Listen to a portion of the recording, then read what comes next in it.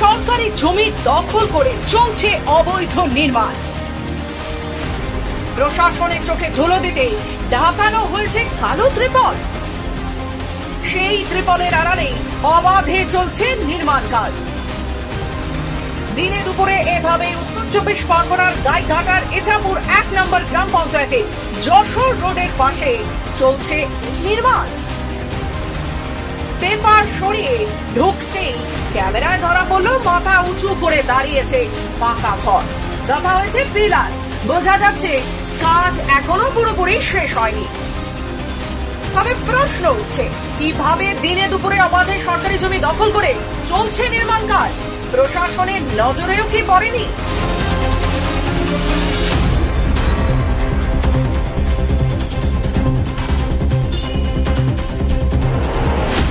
উত্তর 24 পরগনার গাইঘাটায় যশোর রোডের পাশে পিডব্লিউডির জায়গা দখল করে চলছে অবৈধ নির্মাণ। পাশাপাশি জেলা পরিষদের পুকুরের কিছুটা অংশ নিয়ে তৈরি হচ্ছে অবৈধ নির্মাণ। সেই নির্মাণ বন্ধ করলো ইছাপুর 1 নম্বর পঞ্চায়েতের পক্ষ থেকে। ইছাপুর 1 নম্বর পঞ্চায়েতের পক্ষ থেকে 2 ব্যবসায়ীকে নোটিশ দেওয়া হয়েছে। ইতিমধ্যেই সেই নোটিশে কাজ বন্ধ হয়ে গিয়েছে সেই অবৈধ। এই মুহূর্তে আমরা সেই অবৈধ নির্মাণ তৈরি হচ্ছে পুকুর, জেলা পরিষদের পুকুর ভরাট করে সেই অবৈধ নির্মাণ, পাশাপাশি পিডব্লিউডির জায়গার উপরে চলছে সেই অবৈধ নির্মাণ। এখন দেখার বিষয় যে ইছাপুর 1 নম্বর গ্রাম পঞ্চায়েতের পক্ষ থেকে যে নোটিশ দেওয়া হয়েছে এই 2 ব্যবসায়ীকে, কবে এই নোটিশের পরে কাজ বন্ধ হয়েছে, কি ব্যবস্থা নেয় ইছাপুর 1 নম্বর গ্রাম পঞ্চায়েতের পক্ষ থেকে, সেটাই দেখার বিষয়। আর এই অভিযোগ উঠল ব্যবসায়ী কাঞ্চন দাস ও অসিত দাসের বিরুদ্ধে। শুধু রাস্তার পাশে সরকারি জমি নয়, তাদের বিরুদ্ধে জেলা পরিষদের একটি পুকুরের ওপরে প্লার দিয়ে নির্মাণের অভিযোগও উঠেছে। আর এই অভিযোগ কার্যত স্বীকার করে নিয়েছে দোকান মালিক কাঞ্চন দাস। তিনি জানান, আর 5 জন যেভাবে রাস্তার পাশে সরকারি জায়গায় নির্মাণ কাজ করছে, তিনিও সেভাবেই নির্মাণ করেছেন। প্রশাসন যদি প্রয়োজন মনে করে তাহলে নির্মাণ ভেঙে দেবে, তাতে তার কোনো আপত্তি নেই। যার কারণে নোটিশ দেওয়া হয়েছে পঞ্চায়েত থেকে, ওনারা বলল যে ওনাদের সরকারি যে পুকুরটা, ওই পুকুর দখল করছে, কিন্তু আদৌ না। এবার সবাই রাস্তার পাশে ঘর করছে, সেই হিসাবে আমিও ঘর করেছি। পিডব্লিউ জায়গার উপরেই করেছি। সরকারি জায়গা তো পিডব্লিউ হবে, এখানে তো নির্মাণ করা যায় না। যায় না, সবাই করেছে, সেই হিসাবে আমিও করেছি। এবার যখন সরকার চাইবে ভেঙে দিতে তখন ভেঙে দেবে, এটাই স্বাভাবিক। আপনি কি এখানে পাকা নির্মাণ করছিলেন? হ্যাঁ, আগেরও ছিল, বিট পাকাটা ছিল, আমি বাকিটা তুলেছি।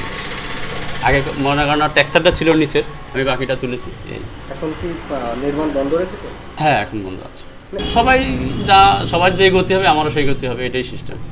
অপরদিকে অবৈধ নির্মাণের অভিযোগ পেয়ে 2 ব্যবসায়ীকে নির্মাণ কাজ বন্ধ রাখার নোটিশ দিয়েছে ইছাপুর 1 নম্বর গ্রাম পঞ্চায়েত। আমি 2 জনের বিরুদ্ধে নোটিশ জারি করেছি। আমার গাইঘাটা পিডব্লিউডির জায়গা দখল করে, প্লাস আমার জেলা পরিষদের একটা পুকুর আছে, যেটা অনেক লড়াইয়ের পরে আমরা পঞ্চায়েতের হাতে পেয়েছি। সেটাকে দখল করে অবৈধভাবে নির্মাণ কার্য করছে। এখানে নামগুলো ধরুন, আমার যেটা মনে আছে সেটা হচ্ছে কাঞ্চন দাস, অসিত দাস।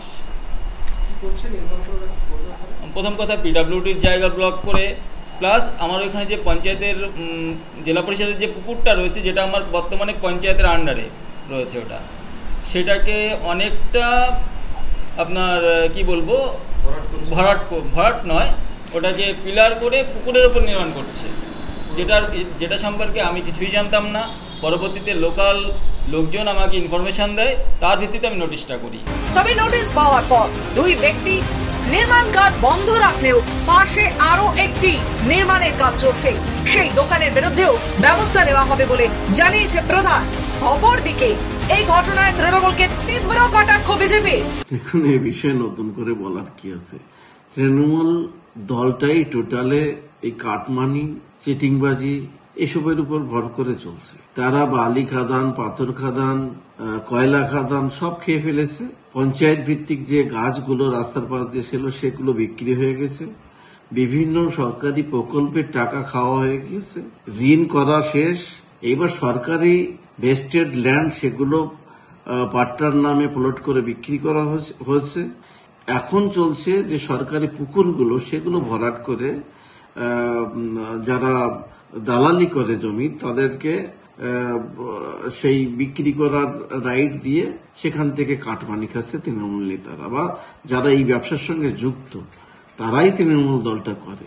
এটা নতুন করে কিছু নাই। এই টিএমসি মানুষের হিতে নয় বা পশ্চিমবঙ্গের হিতে কখনো কাজ করেনি আর করবেও না। তবে কিভাবে এক সরকারি জমি দখল করে অবাধে নির্মাণ করা সম্ভব, তাও একেবারে রাস্তার ধারে? প্রশাসন কি কোনো টের পায়নি? উঠছে একাধিক প্রশ্ন। উত্তর 24 পরগনার গাইঘাটা থেকে সুদীপ দেবের রিপোর্ট, খবর বাংলা।